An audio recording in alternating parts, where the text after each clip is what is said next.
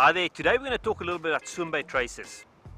Over the last month or so, I've been doing a lot of swimbaiting and been fiddling with different traces.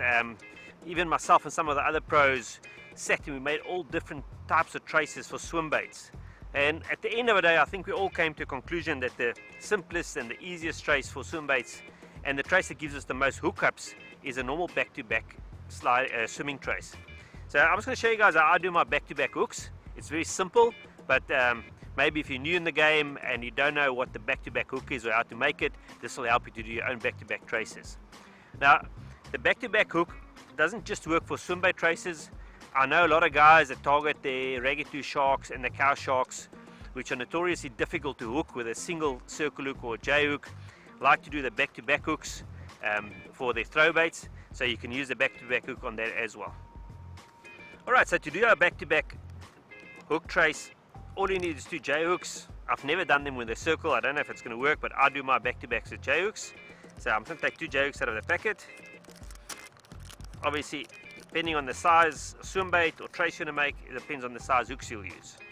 So I've got 2 8/0 owners, and the purpose of this is to tie them back to back like that.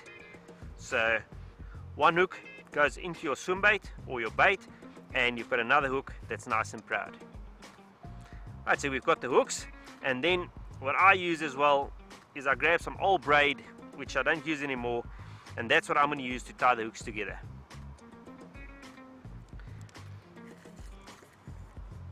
Alright, so what I do, I take my braid, and to start off with I just want to make a loop.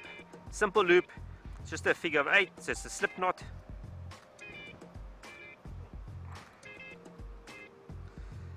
Put it through, obviously cut the tag end off,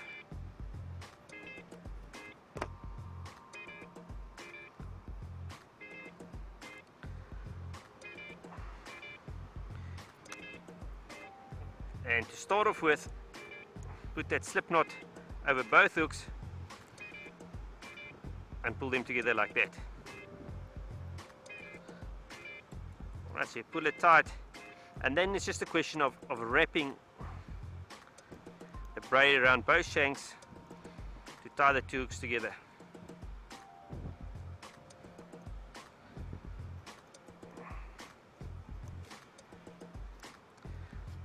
So I put quite a lot of braid. I don't want that to move. I want it to be nice and secure, and if a fish bites onto it, I don't want him to close the 2 hooks or push the hook away from each other. Right, so after I've done that, it's nice secure,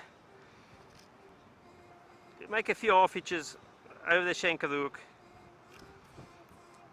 and pull it into the braid. So it's a bit tight, but that's what you want.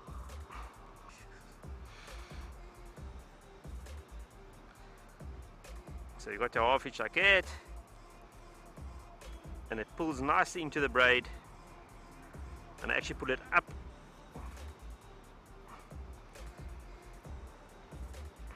and that's it, as simple as that. Take our scissors, our nice sharp scissors,